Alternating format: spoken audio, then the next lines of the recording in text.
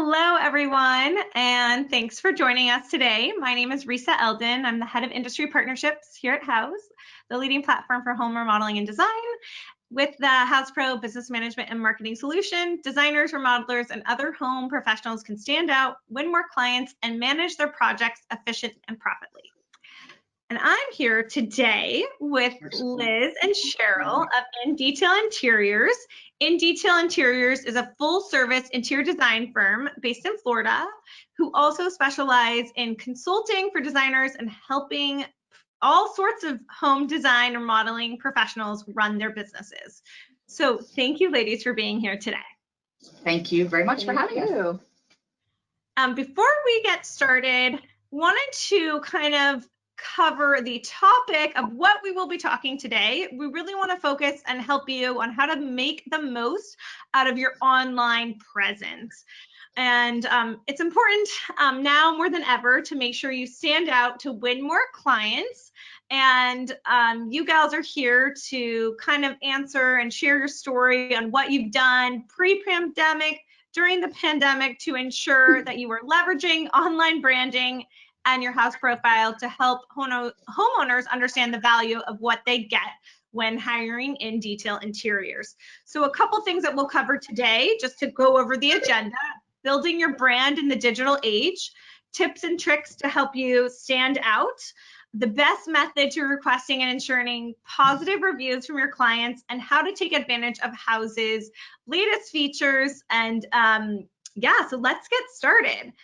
Let's talk, Cheryl and Liz. We talked a lot today, and we've had previous conversations about really building your brand in the digital age. How do you communicate via your online profile here, which we're showing your beautiful profile that you've spent many years building out, but how do you communicate what makes you and your work special and help people understand the value they get when they hire you?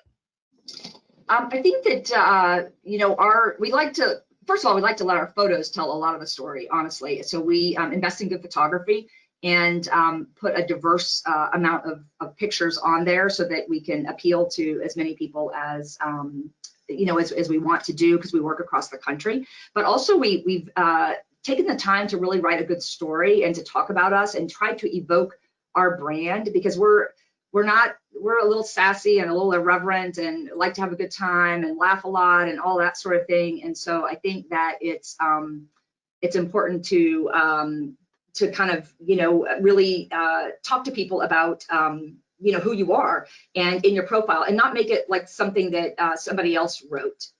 Liz and I both wrote that together, and that was kind of important in how we present it, is just to make sure that we are telling our story. And I think that people do make a mistake on thinking that nobody reads that, but we know for a fact that people do read it. They read our reviews and they read that because people will talk about it. So I think that's super important. Okay. And even going into your bio, where I see you have a lot of words in your bio, and exactly to your point, if you click in, obviously somebody can read the short and somebody can read the long. Yeah. Listen, between the two of us, we are never at a lack for something to say. That's for sure. So you don't have to worry about that. We always have something to say. And Liz is an amazing writer in and of herself. I speak with my voice, and then she speaks with the voice of the brand, but also, of how we are. So how we want to be presented to the clients. And I think that she used a word earlier, saying approachable. And I think that's important. But the words are also searchable. So anytime you're writing anything these days on the digital, good and bad, you need to make sure that you are paying attention to that, because these words are searchable within within the platform. So we make sure we mention Pensacola in there, and we mention various words. And the other thing I might want to say on this is that, and I am guilty of having not probably looked at this for 6 months or so until you brought it to my attention, but I will say that it's a living, breathing entity, just like your website. This is sort of our mini website. And so we want to make sure that we are reviewing those words ever so often. You want to update them because you may forget that you just won a big award and you want to put that in there, or it's easy to set it and forget it and let the leads roll in. But unfortunately, I think that's not a good way to do it. I think it's very important to look at it like a living, breathing document, and that you go in there and review. So after this, I will go in there and one of us will go in there and review and make sure and refresh it. It may be fine because it's just been a few months, but I just think it's good quarterly to make sure that you put it on your calendar to go in there and refresh, your profile. I think that's a really good mindset. I think what's really nice about your profile as well is that I feel like you've really personified your brand. You have a picture of you, not your logo, as your main image. You have the nice standouts here. You have some bullet points, and you have this nice long or short bio that you can read about your company. And you've really taken the time as you scroll down, here to really ensure that your keyword, you've selected, the areas that you're serving. You've selected the services that you provide, so that if anybody is searching anywhere, that you have the chance of popping up there. Have you always had, I know your title is in detail interior, so I have to make a joke, but have you always had this much detail on your profile, or has it kind of been an evolution for you? I think that we have refined it for sure over time. As we have time, we've refined it. But it is, I'm a marketing person from my first career, 20 something, let's not count years, but a long time ago. And in San Diego, that's where, where you're from too. And that's why it's some of that stuff is ingrained into me. It's sort of a default, like I don't know how to do it any different than to make sure that I'm thinking marketing with everything that we do. And I've taught our team to do that too, as well, to think that way with every interaction, to think marketing. So I want someone, if I want to capture them for as long as I can on my profile. So I want to make sure that the lead picture of it, and this is another thing that I change ever so often, that the cover picture is really important to choose. I think sometimes when I've worked with people on improving their house profile, they just let it default to whatever picture is going to be on there, and then they go away, and they don't realize that it makes a difference. So we try to make sure that when you're if you're not clicking, but you're just going through the photographs, the albums, that you're looking at it and it sort of tells a story in and of itself, right? So that each of these photographs are telling something about us, which is that we're detail oriented, because every detail in every one of these pictures is something that we have orchestrated. So that's something I think important too, that let your photographs also tell the story, but make sure that you're selecting the right cover photo and letting that, really resonate with people, because some people don't, they're just going through it quickly. And I have only a few seconds, Risa, to make an impression, because there's other designers out there, there's other remodelers, there's other people that do this. So I need to make sure that it resonates with people, and if they're looking for very bland, beige, white thing, well, you know what, they're probably not going to find that with us. I mean, any designer can do that. That's not like, that hard to do. So, but we don't focus on that, because that's not really, most people are going to hire us because of our color and our layer and detail and our experience. So it's just something that I think that, so every decision you make on your profile, I think should be mindful, is what I'm trying to get at. Don't just set it and forget it. You need to go in there and massage it and work it and all of that. And how I've been on Houzz since 2014. So I couldn't tell you, all I can tell you is that we constantly are improving it and going through and looking at keywords and doing all of those things that we're going to talk about later, so that I can't tell you how it was when we first started. Even the way you group the photos, it's like she'll always sort of go through our profiles and be sure that they're really the money shots, or they're the pictures that you're maybe not going to see other examples of in other jobs, or they give a good, rationale or reason for why we maybe took on that project. It's always a little different for each portfolio. Okay. And I noticed something that's really interesting here is, and to your point, you see a lot of color, you see a lot of expression. Your pictures are, when I'm looking at your profile, I'm feeling and seeing your passion and your expertise. And I can tell, even if it didn't say 21 years in business, I can tell by the depth and the breadth that you've been in business for a long time to have 71 projects that are posted here. And then B, you also spent the time to actually call your projects not just resell lane, you've called it colorful, rich, moody downtown living. So if somebody's buying an apartment in a city and we're in the suburbs, wherever people are living these days, they can go in and they can say, okay, this project feels like it resonates with me and it makes me want to click into your project. So you're really evoking that kind of feeling, like you mentioned, just off of a page on a website. And we haven't even gotten to the point of where you have this, and I know we're talking about video and photography later, but you also even have, for the people that don't get that feeling evoked so intensely through the flat photo that you also have your highlight video that somebody could kind of get a quick tour of all your projects and want to click more and want them to click the button. Because I think your main goal always is going to be, we want them to contact us, and they can easily go in and click contact, in detail interiors and leave their information for you. Exactly. That's exactly right. So everything it's very calculated way to do it. And again, it's not like you can put it out there and then you can change it up. You get tired of it, you change it up and you put a different cover photo or you do something else, and that keeps it fresh as well. And so if there are people out there that are searching in your area and they keep going back to your portfolio or your projects, and you just by changing the cover photos or changing the order of it, it's another little trick to actually be able to freshen it up a little bit. It's just like in our shop downstairs, we will rearrange sometimes things, especially right now with COVID, with not being able to get a lot of shipments in on a timely manner for our shop. We will go through and just rearrange things, and it makes it fresh for people that come in all the time. So it's the same thing with your house profile, your website, etc. Awesome. Okay, and then, and I think you also hit one other thing I wanted to hit there is that, homeowners aren't just looking for someone to do the job. They're looking for someone to partner with and embark on this journey with. They don't know the process, and that's to be able to explain that in photos, in videos, in words is really great. And like you said, obviously you're very fortunate you have the marketing background, but even if you didn't have the marketing background, that's okay too. You can leverage these tools to really build out your profile and exuberate kind of your personality to that potential client, to that lead. Yes, absolutely. All things are small things, but they matter. All of them matter. These details matter. Yep.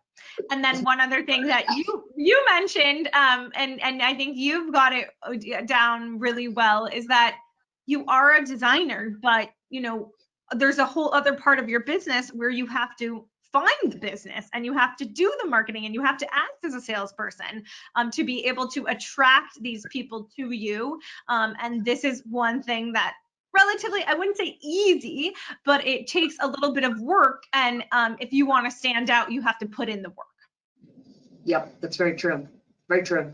You have to put in there's a book. I just read a book, a little tiny book that says "Do the Work." That's the name of it. Do the work. And it was a great book. It was a great book. Of course, I was reading it and not doing the work, but whatever. We won't mince words on that. But you do the work at 2 a.m. You do all the marketing. Yes. Liz gets up very early and I stay up late. So we've started to think we're going to bill ourselves as a 24-hour design, so the first 24-hour design service. Make sure you're capturing all of that time. She is waking up and I'm going to bed. I'm trying to get better, but what can I say? So funny. So, and you mentioned a little bit, and right here, I notice obviously you have a lot of really great photography, and with the photography that can speak even sometimes louder than words and create an instant emotional reaction in a homeowner who's looking to be inspired. And talk to us about photography, videography being consistent. Okay, so my number one expense, is going, other than my team, because that is the most impressive and most important expense, is photography is second. So I think it's really important to invest in photography and to get good photography. And it doesn't have to be like, house beautiful photography. It doesn't have to be to that expense. Our guys is very, affordable. So it allows us to take a lot of shots, and it also allows us to be able to shoot a lot of smaller projects, because the smaller projects sometimes can keep you in business, you know what I mean?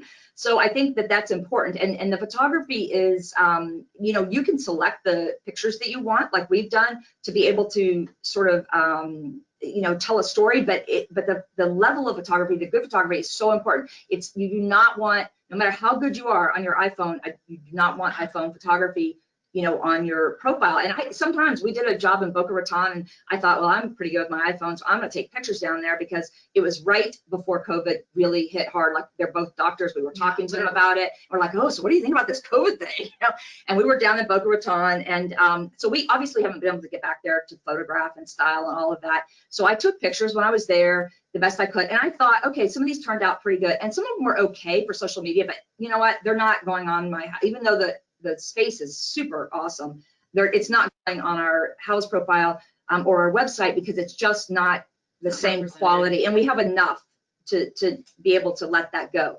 So, I just think that it's really important for people to really pay attention to this, because I see, a lot of profiles that are not optimized at all. And they really, it's hard to say to somebody, except if they, hire you to say that, then you have to say it, is that, hey, you know what, you need to, take off these 5 photos, they're really bad, or whatever. And it's not that they're bad design at all. It's just that, we all know that, good photography can make it or break it, and sometimes I'm even disappointed in the photos and thinking, oh my gosh, the space is so much better looking, but for whatever, in real life, but for whatever reasons, it can often be that it's just not, replicating on photography. So I think it's really important to get the money shot, like Liz was talking about, and making sure that you have that and you look at it in your eyeballs, like, okay, this is the cover of my magazine. Before our photographer goes in, she goes in and she kind of says, like, these are some of the shots that we want. These are some of the ways that we want to crop this, just to give some guidance so that he's not,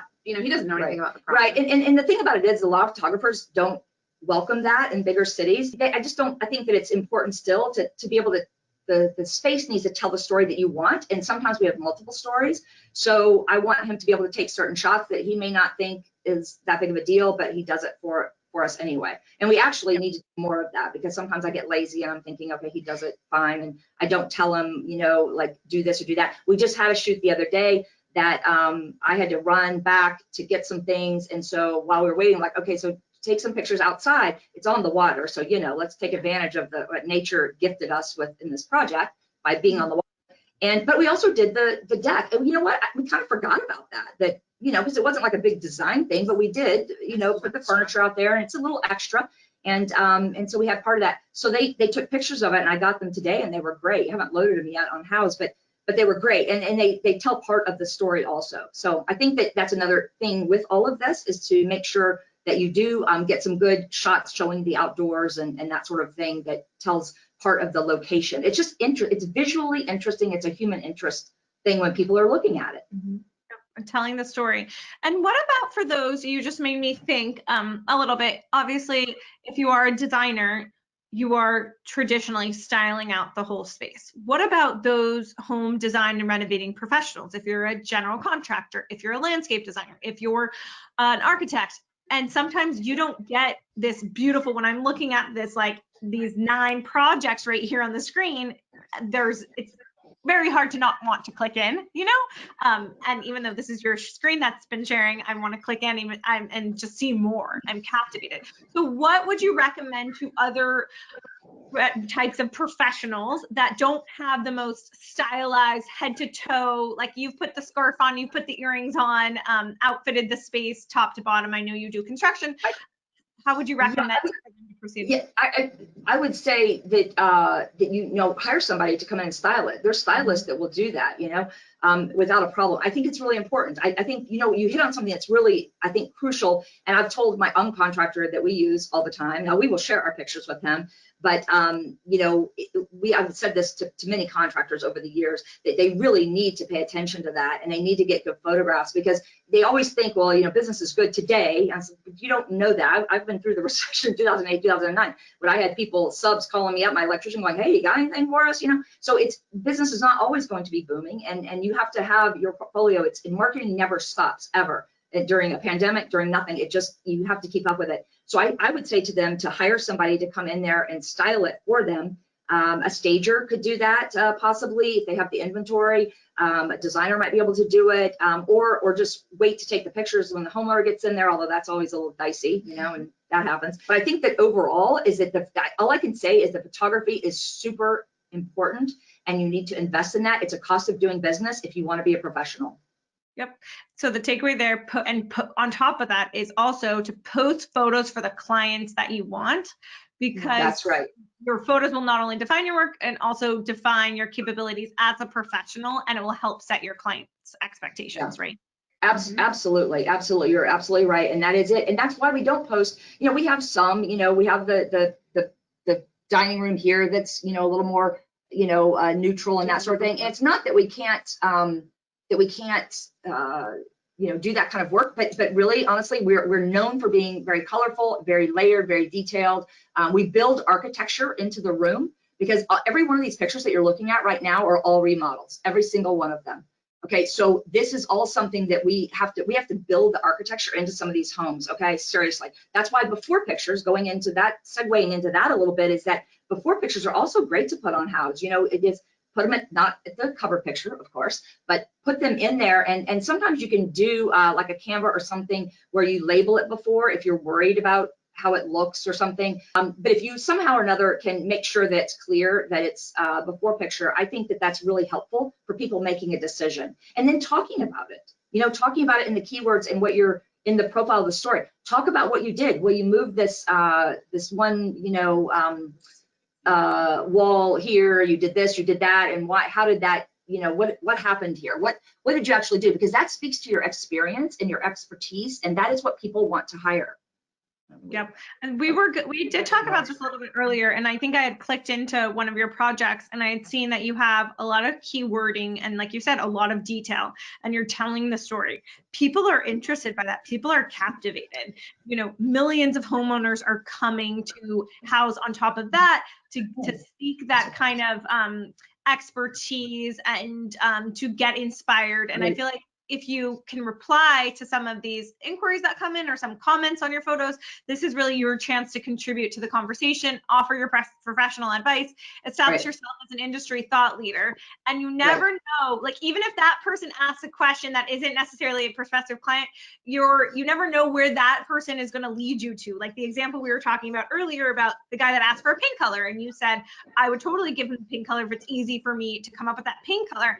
And because that guy remembered you and how nice you were and how gracious you were with that little nugget that didn't take you any time, he might then refer you to a person. It just creates this open marketing atmosphere for you to be referred in a way that's really simple for you to give one piece of information, right? Yeah, I agree. And I think a lot of designers are worried about that, or professionals, you know, builders, whatever, don't want to answer a lot of questions. I don't have a problem answering the questions when I see them. If they're easy for me to answer, I really don't have a problem. The only time would be if a client has not wanted to share any of their work, which doesn't happen very often, but occasionally, or if I have to, because sometimes I get questions on pictures that are like 12 years old, you know, I'm like, hell, I don't remember what that paint color is. And I don't have it digital anymore. You know, now everything's on our computer, but 12 years ago it wasn't. So I would have to go in there and look for that. But the key is that you're always nice to people. And I always will say a color, because I know color, I'm a designer. So if it's a royal blue or something, I'll say, hey, why don't you try Sherwin-Williams, blah, blah, blah, or Benjamin Moore, blah, blah, blah, if I'm not sure of the exact color. Because it just pays to be nice. It just pays to be nice, you know. And some people aren't very nice when they you know, ask the questions. They're kind of rude and that sort of thing. But you know what? I just pass on that by. That's just karma, and you know, whatever. But as much as you can engage, I think it's good. Also in the professional forums, I don't do it as much as I used to do because I'm just really busy. But engaging in the forums is a great way to let people know what you do and your expertise and all that sort of thing. And again, they're all searchable. This is all searchable, so it's going to come up when people look for things. It's all just goes back to marketing in general, is that you have to look at Houzz as a platform that you have to work. I get annoyed irrationally when people are being silly about it and that they don't think, you know, that you just can put it out there and that just all of a sudden you're going to, you know, get 1 million people calling you and it's giving you thousands of dollars, you know, or whatever. It just doesn't work that way with any marketing. Right? I mean, you're in marketing, you know what I'm talking about. It just doesn't work that way. You have to be able to put some time into it. But when you do, there are great rewards. Yep. It's all about putting in the work, and that's part of your business. If you want to be successful and you want to take your business to this next level, and now more than ever, people are at home. And I liked the idea that we kind of talked about is, yes, you and Liz like to write and you can write. Not everybody has the time to do that. But if you're writing for a blog, or you're writing a recap, or we talked a little bit about your insane spreadsheet that you keep track of, and you have these organizational systems in place, then you can actually recycle that written content for your website, for your house profile. You just copy and paste and spending the time to write that, but then right. Absolutely. We're big on the 2-for-1 thing. Anybody who knows me or has ever worked with me will tell you that, because I like to get, you know, two tasks for one. If I go upstairs, I'm going to bring something upstairs that belongs upstairs. If I'm going to go downstairs, I'm going to bring something that goes downstairs. You know, I just want it 2-for-1. So to me, the writing of it, the spreadsheet that you're talking about is our media spreadsheet. And we use it to come up with keywords and all that right when we're talking about it. So as soon as we get a photograph, a project photograph, we fill it in, and it talks about, oh gosh, I can't remember all the things it talks about, but the like a notable storyline. So for example, one of the projects that we did recently was a dining room before that. So the fact that it was a dining room and then we made it into a home office is a notable storyline. And so this is not just good for Houzz, but for any media inquiries too. You have it all in one spot, and you're putting in there. We have a column for long tail keywords, so you can go in there and say, okay, large desk, home office, former dining room. Dining room with wallpaper, whatever that may be. Just all you have to do is sit and think about what you would search, and then you're going to come up with the right words. It's not that hard. And then there's tools online to help you with all of that too. The spreadsheet is a multi-purpose tool. It's for our Houzz profile, our website, any media inquiries we get from magazines or from blogs or whatever who might want to post things. If you make it easy for yourself and you do the work up front, again, do the work, it keeps coming up, then it's going to be easier later on. What happens is I think people get overwhelmed and think, I'm busy, I don't have time for this, I'm now homeschooling my children, I'm doing whatever the heck, and they just don't have the time. So if you try to automate, in a sense, some of your work and really make it easy for you to fill things out and go, okay, I'm sitting here with this portfolio and I'm going to relive this great project, and you're going to put it all in there. We have a column for if it's a before picture, if it's new construction remodel, those kinds of things. There's like 10 different criteria. Yeah, and now is a great time to be, if you have extra time on your hands, to be spending the time to do that, because marketing takes time. There's results. It just takes time, and it takes effort. Right, and that could be a homeschooling class for your teenager. And how to look keywords and all that. Like, I mean, the two for one. The 2 for 1 is huge here. Like some days I'm just like on a roll, I don't know how old your kids are, but hey, I didn't learn marketing in business school or I went to a retail program, but I didn't learn direct marketing, and I didn't learn in high school. These kids, I don't know how old your kids are, but you can put them to work. And I know I have a friend that has put her daughter to work, and this is perfect. What a great experience. Absolutely. My youngest, both my kids work for us now. But my youngest was actually doing purchase orders for us at 12 years old.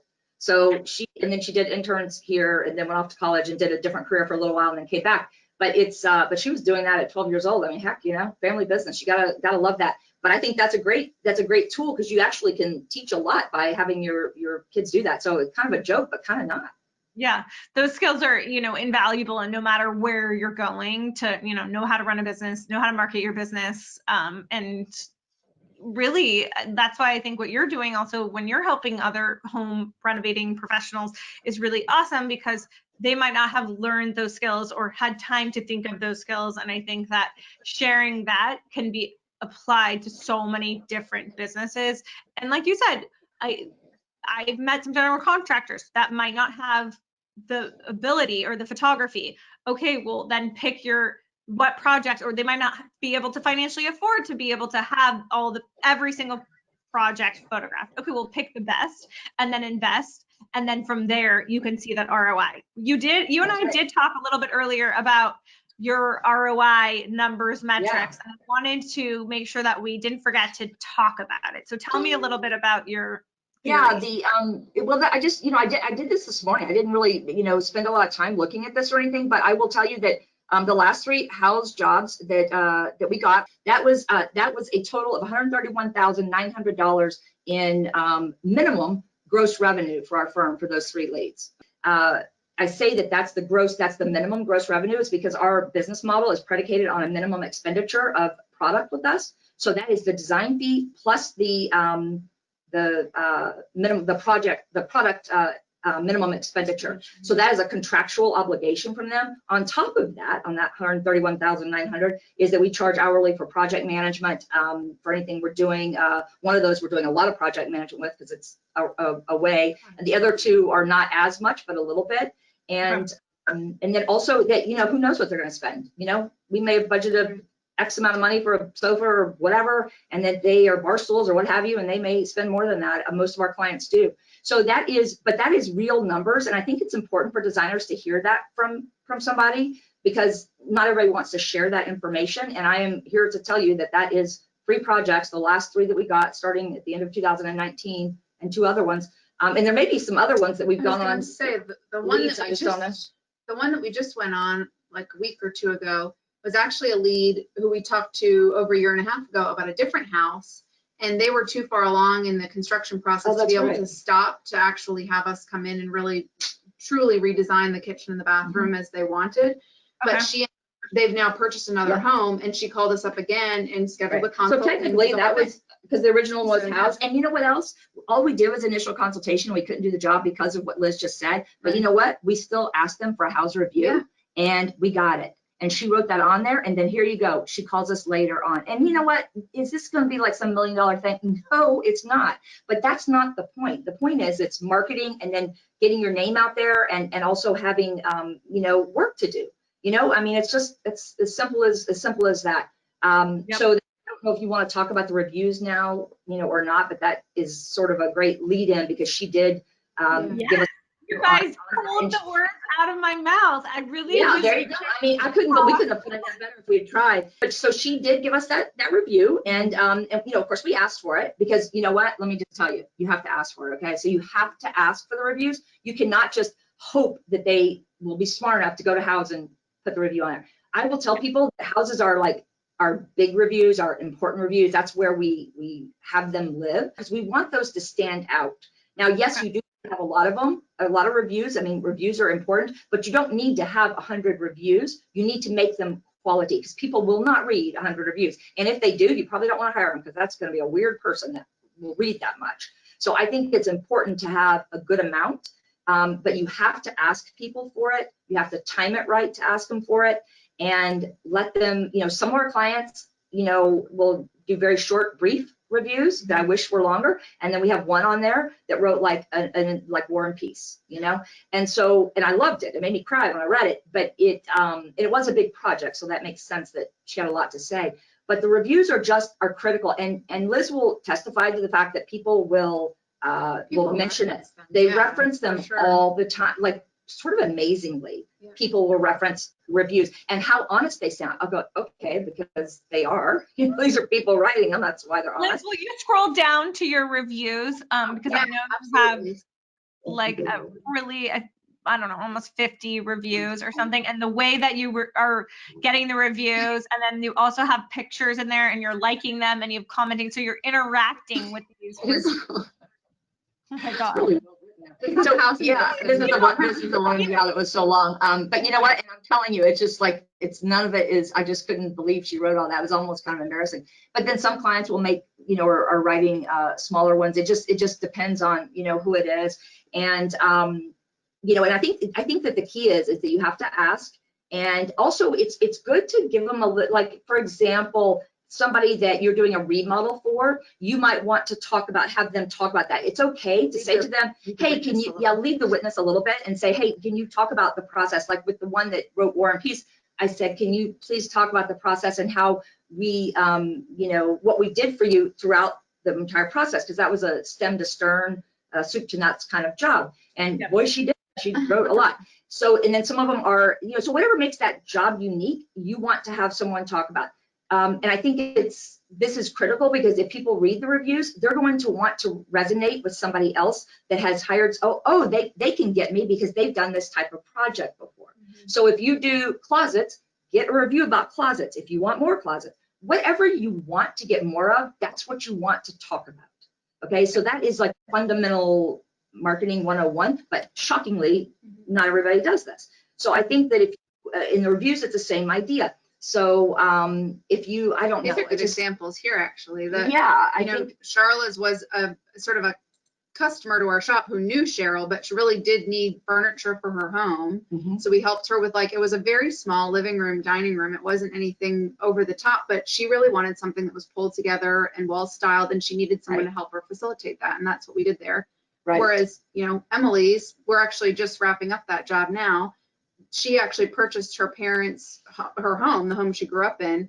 We remodeled the whole thing, but when she actually wrote this review when we were only done with the plan phase of everything. To your point, you can't always control what people are going to say. if somebody gives you a 4-star, not a 5-star, it's actually can be a brand builder and a way for you to respond. I think responding to reviews by mentioning a detail of the project your client was especially excited about can give people insight, like you said, why your clients are happy and why somebody would want to work with you. And also helping people understand who you are and the amount of detail that these clients are sharing helps personify you, helps personify your brand. I think what's really interesting about you and how you built out your profile is that you're yourself.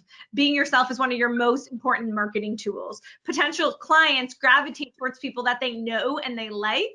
And for this reason, like we said in the beginning of this, a profile photo of you and your team is much more effective than a brand logo. And I think, to your point, when I feel like, oh, it's super easy. I totally feel like I know this person. I'm going to click, I'm going to call her, I'm going to contact her. And that actually, I absolutely agree. And the other thing too, I want to add about that is that, we do have a retail shop. And so I put pictures on that too. I made a either a project or an idea book. I can't remember which, but I guess it was a project. And we put pictures of the shop there too. So it doesn't hurt to be able to, do things like that. And if you're a designer that doesn't have a lot of work, then take some of your renderings and use that and explain about it. Talk about what you're doing. Talk about what it is. Just when we hire new designers and that sort of thing, we really like to see how they think, right? So a lot of times we'll say, here's the problem, here's the whatever. Come back and tell us about it. And I think that resonates with homeowners too. If they look at that, you're not gonna say, well, I don't have a portfolio, so I really don't have very much. I only have two projects or whatever. Well, then that's okay. You can add a third and a fourth by renderings and then just talking about it in the actual the profile of it, whatever it's called, the little story that you talk about with each of the projects. Yep. Liz, when you, and I don't know if it's you or somebody on your team, when you are getting back to these leads, let's say they read your reviews, they see your profile, they're really thoroughly impressed. Yeah. What does that response time look like? Is it pretty quick? And do you feel it's always very quick? We're big on, and this was something that I was originally hired actually to work the showroom downstairs, the retail portion of the business, and my role has changed since then. It's been about 5 years, but one of the first things that I learned that was so important for me just in growing in my role was understanding that when someone reaches out to you, that is your opportunity to impress them, to capture that sale, to really figure out what it is that they need so that you can speak to them in a way that's productive and that is going to make them, we always say like drink the Kool-Aid, which sounds kind of scary, but not in a bad way, And so that a big part of that is making sure that we're prompt with people. We know for the most part that clients who are reaching out to us are busy. No one these days really isn't. And being able to sort of speak to their need and to offer up a time and to say that I'll call you so that they don't have to think of it, making sure that they know that we're here and that we're ready to chat whenever they're ready is sort of always that first step. And then we do a pretty thorough sort of follow-up call after we get that lead in. So we may send a quick message off or an email just to be sure that they know that we've, heard from them, but then make sure that we call just because it gives them a good opportunity to speak with us if they have the moment to do so. And we do really honestly as a team practice sort of an attitude of gratitude. And I am grateful every day for people calling me every single day. And yes, we get some leads that aren't great. Okay. That's just part of the nature of the beast. And if you have an attitude of gratitude, you cannot go wrong with that. That is a surefire way to run your business. Not that you're going to just spend 3 hours on the phone with somebody for free, of course not, but taking that little bit of time pays you back so strongly. And then you are going to have positive things happen from that, even if it's not a good lead. So Liz will try, or if I get on the phone, God, if I get on the phone, it will be 3 hours. That's why Liz does it. I'll go on and on. I'll be like, whatever, and then next thing you know, I'll go, Liz, well, she's like committed us to do, half the project for free. Right. I'm like, what are you doing? We have a little Corona project. So I'm not allowed really to answer the phone as much because I will resonate with somebody, but they were so nice. I just like them. I just want to help them.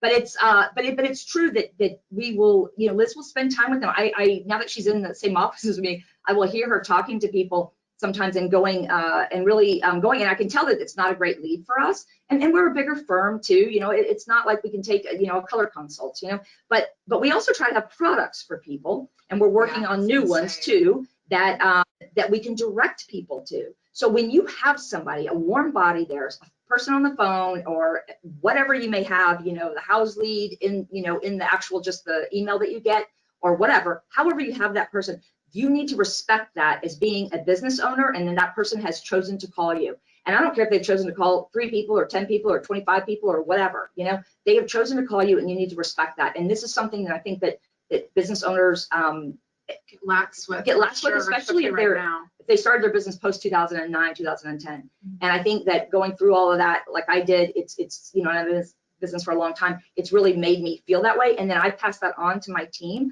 So Liz will be busy doing what she's doing. And I'm not saying she calls back right that minute or whatever. We usually ask for a time. We don't do automated things on our website or on Houzz right now, just because we like getting the calls. I prefer it that way. So you have it set up so they can call you directly. Yes, exactly. And it's just, I think that it's different for everybody, so everybody is no judgment there. It's how you do it. But I think when you do get somebody on the phone and you're talking to them in a discovery call, you have to remember to talk about their problems and all of what's going on and listen to them before you go into a spiel of, well, our minimum is $25,000, for whatever. So obviously, clearly, you're not going to spend that money and hang up. You've got to really listen to what they're saying. I remember a lead coming a couple of years ago, and it was they had a $10,000 budget to redo a living room, and I'm thinking, okay, well, when Julie, who took the call at that time, told me that, I was like, okay, well, that's not enough. But then I'm looking at the house online, because we always do that. We'll start pulling the house up and think, well, wait a minute, they've got to have more than that because this house is worth more. And they just didn't know. They had no idea. They're too busy doctors. They have no clue what it costs to redo a living room or bedroom or whatever. And that's true for a lot of people that call that are their leads. Their people are looking through Houzz. They get a better idea because you guys write stories and you do all that. And so you really do provide a great service for consumers to learn more. But by the same token, a lot of people just don't really realize what things cost these days. So our job is to help them understand that, but not in a way that makes them feel bad. That makes them sorry they called us. I mean, what's that about? I don't like that at all. So we do really practice this attitude of gratitude. Same thing with like I said about answering questions and that sort of thing. If you don't want to, I will always answer if I see the question in a timely manner. But I don't always I'm not going to go into my files and look for something like that. I'm just going to be nice about it, though. Why not? Yeah. No, I think that's great. And then also we've launched some lead CRM management tools that can help you manage and respond quickly. Yeah. If you don't have a Liz and you have our one-woman show or a one-man show, or exactly, and you need those, right? And you need those. I will say that reminder tool that you guys implemented not too long ago. It's one of those things where it's like you can't really be distracted to do anything else because your email keeps popping every so often with a reminder. It's great. It's a good thing because we really will be like, oh damn it, we have to go ahead and do this because otherwise we're going to get these emails from Houzz reminding us about it. But I think it's great to be able to do that. If I get a lead, if I look at my email for whatever reasons at 9 o'clock at night, I will respond then myself and just say, hey, thank you for contacting us. Liz will be in the morning and she'll reach out, blah, blah, blah, or whatever. You don't have to do that. I mean, a lot of people have kids at home and all that. I don't, advocate that for anybody. But the point is just to get back to people in a timely manner. And Risa, shockingly, people don't. Because we have had people that have said to us, you're the only person who answered, or called or whatever, responded to us. Or sometimes you can tell too. I mean, I've been doing this for a while now, so sometimes I can tell pretty quickly if it sounds like, oh, this is something that could turn into something good, or this probably isn't a great fit for us. But sometimes the way that the lead generates, there's only much information there and you really can't tell.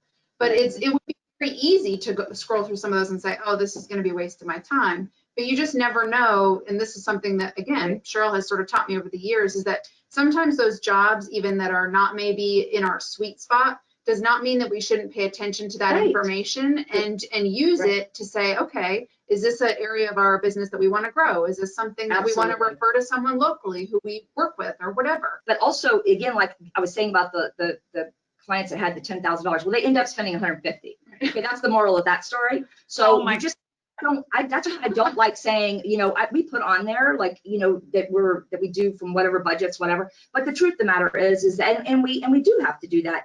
But it's not like I'm ever going to say, we don't talk to you unless you are going to spend. That's because people Scheduling just, that 15-minute discovery call, like with that new tool, you can do a video consultation. Honestly, 15 minutes of your that's cool.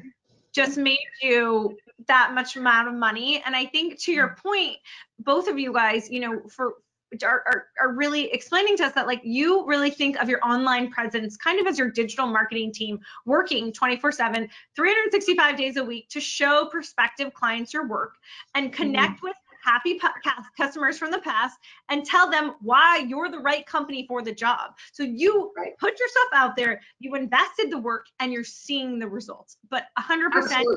the work, you're not going to have the clients coming to you unless you put in the work. And I think to your point, Liz, we've talked about this, and Cheryl, like leveraging our team to help you keyword or to help you do any of these, like definitely use us. Absolutely. To your We benefit. do. That's why we're here. Don't worry about that. Help you streamline. We want to help you look more professional. We want to help you win over these clients. So leverage our team to help you get those projects and you get those jobs. And if you have questions, we're always available. You can always email us to learn more, grow@houzz.com. Or Cheryl, I know you're always open for answering people's questions at 2 o'clock in the morning. And I just wanted to thank you both so much for your time today. Super helpful takeaways here. I hope everybody takes this to heart. And thank you again for being so gracious with your time. Well, thanks for having us. It's energizing to be able to talk about things like this that you're so passionate about. And I'm very passionate. And I do want to wrap up with saying that your last comment about how there's things that are working 24/7 for you. And that's kind of how we look at Houzz.